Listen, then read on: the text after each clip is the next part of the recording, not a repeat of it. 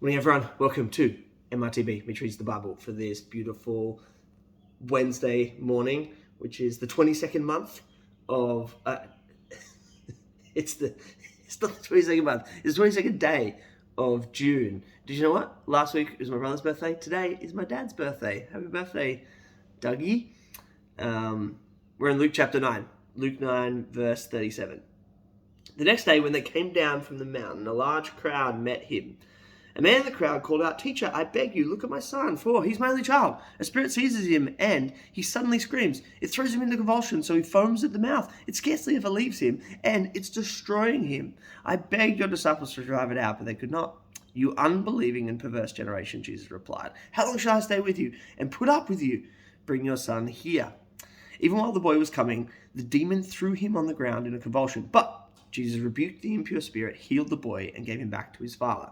And they were all amazed at the greatness of God. I think sometimes when we read these stories, we think, well, that was a bit strange.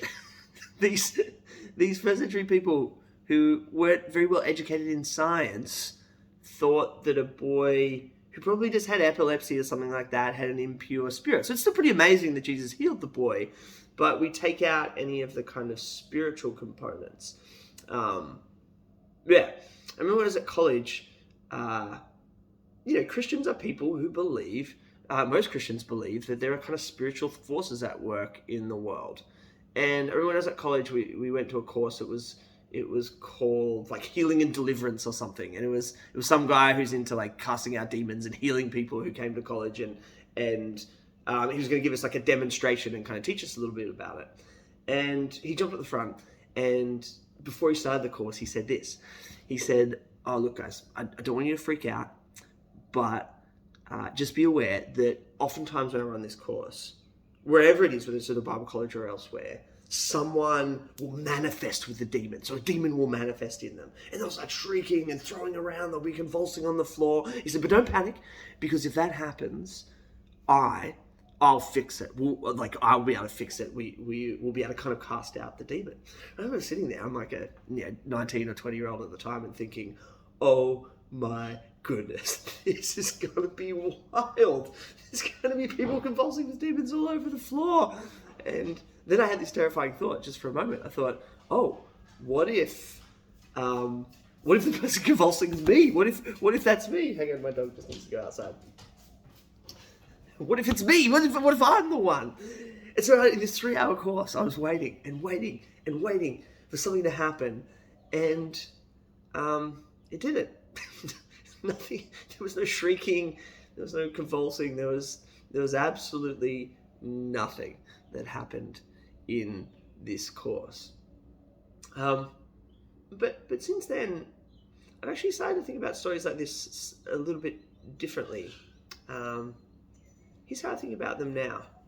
I genuinely believe there are evil forces, demonic forces even, at work in this world. And what do we see in this story that was read to you?